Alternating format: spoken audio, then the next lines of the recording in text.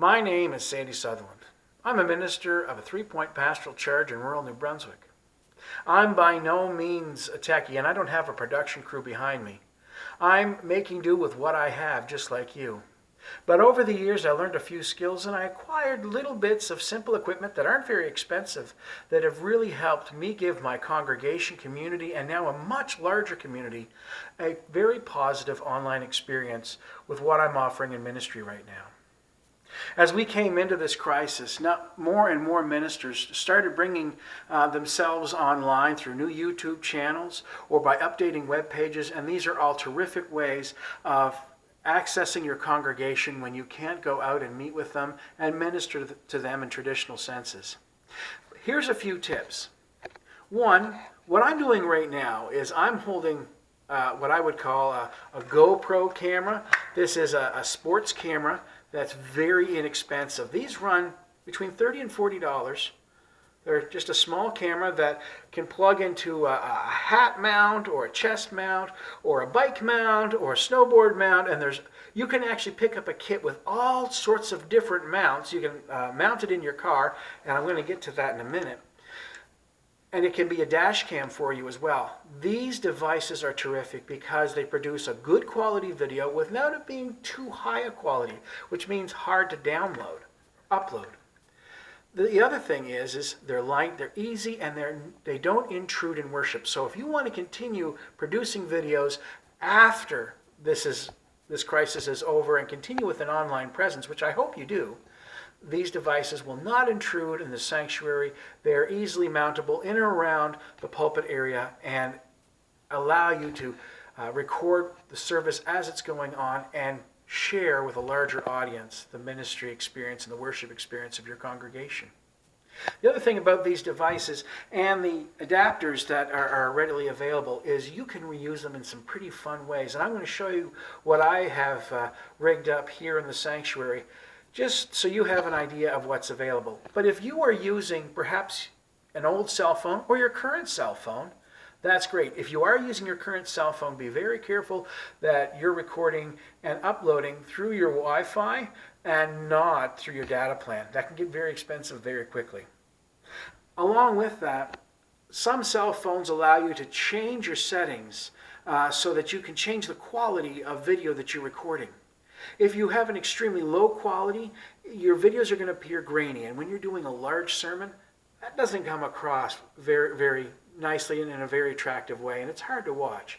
If it's too high a quality, then you're going to be uploading for long periods of time, and I'm, like I said, a rural minister, and my upload speeds where I am aren't the best.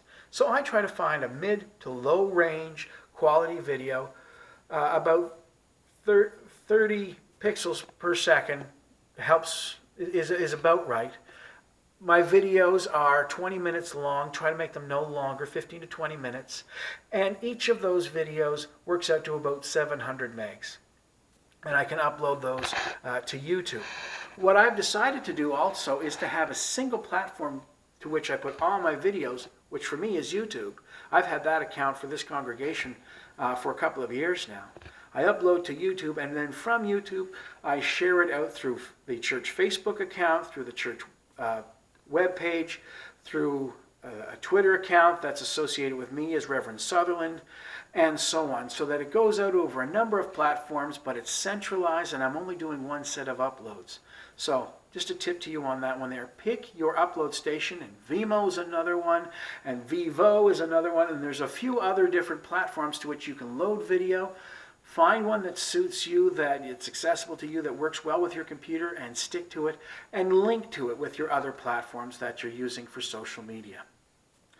Finally, and this is actually getting to the most important part, so I hope you stayed with me through this, I want to talk to you about when you're using your equipment, where to put it and how to light it. Right now, I'm standing with a window behind the camera. That's some of the best natural light. Most artificial light is trying to give you that sort of appearance. If you are recording at night, there are some options, and I'm going to take you so you can see how the lighting changes now that I've turned away from the window.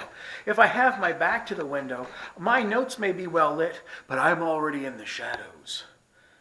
And we're not doing an old CBS radio broadcast of the shadow. I have a nice spot here in the sanctuary that I used for the last devotional. I have a simple lamp with a directional light that happened to be here at the church already. Whatever you can find for lighting sources, set them up around where you want to record. I still get the light from the window, but my main source of light for me remains this artificial light. As you can see, it's not quite the quality of natural light, but it does well. The other thing that I use as a video option is a tripod. This is a standard camera tripod, and I have a bracket that will hold my little GoPro sports camera. Whatever you have, if you need to duct tape your camera to the pole and use that, it works.